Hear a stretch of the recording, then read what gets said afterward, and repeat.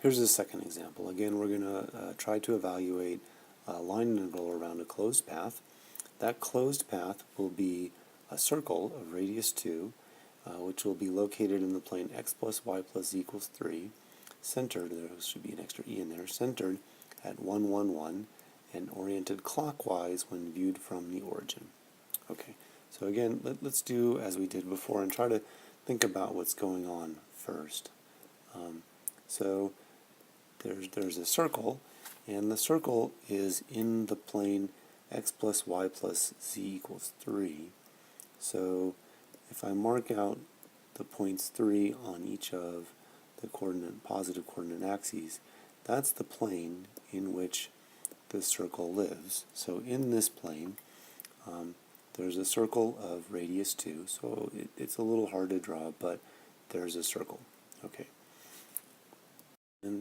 And this circle is oriented clockwise when viewed from the origin. So I think, you should check me, but I think that if I'm standing at the origin and I look at it, the circle should be oriented in that direction. Okay.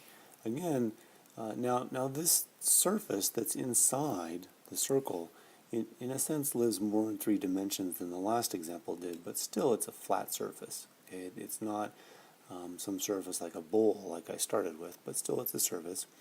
So the interior of this path is the surface S, and ultimately we're going to turn this line integral into a flux integral through that surface.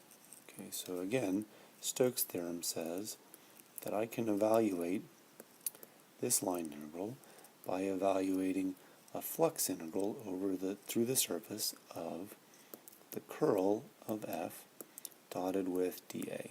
Okay, both of these are going to be a little bit more complicated than in the previous example, but let's start with the curl of f. That's a straightforward calculation. So you write down the determinant expression with the appropriate partial derivatives, and in the bottom row there's x minus y, x minus z, and y minus x. Okay, the computation is exactly the same as the last example, so I would encourage you to check it, but I think what you get when you do it is 2i plus 2j plus 2k. Okay, so there's the curl, and then next we're going to think about dA. So this time things are a little bit different because the surface is not in a nice coordinate plane. Okay, so we're going to think about the dA vector as n, the vector pointing in the direction of orientation, times dA, which is an incremental area unit on the surface. Okay, so on this square, imagine a little grid square. Okay, so this time I can't write it as dx dy or dy dz or something like that because it's on a slanted surface. Okay, but the normal vector, this vector, is pretty nice. It's located perpendicular to the plane x plus y plus z equals 3, and so it's going to be pointed in the I plus j plus k direction. Okay, and that corresponds with the right-hand rule. Again, remember how we do this. If I draw, let me draw the circle a little bit larger here somewhere. So there's the circle oriented this way. If I put a point, any point, very close to the edge of the circle, and I draw a small circle around it whose direction corresponds with that of the circle, use the right-hand rule to determine the orientation of the surface, and in this case the right-hand rule says that it's going to be pointed outward, so in the positive I, positive j, positive k direction. Okay. In order for this to work, I need for that n vector to be a unit vector, so the direction of orientation of this surface will be I plus j plus k divided by the magnitude of that vector, which is the square root of 3, and then dA is now a scalar vector. dA is equal to the area of that small square. Okay, now the integral that we want to evaluate is this flux integral, whose integrand is the curl of f, which is that, dotted with dA, which is that. So let's just calculate that dot product first.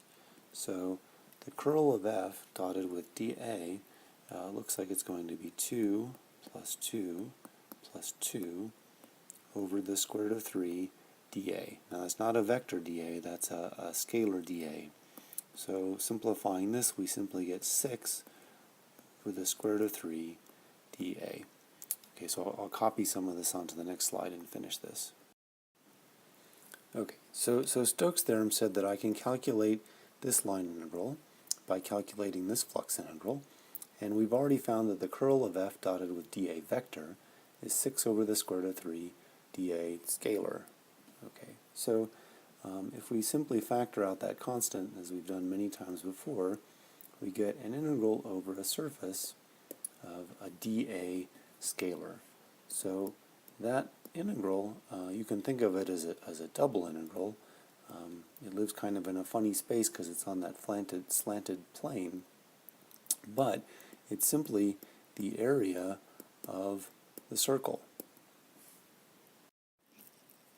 And that circle had a radius of 2, and so our final answer is 6 over the square root of 3 times pi times 2 squared. So 4 times 6 is 24, and that's 24 pi over the square root of 3.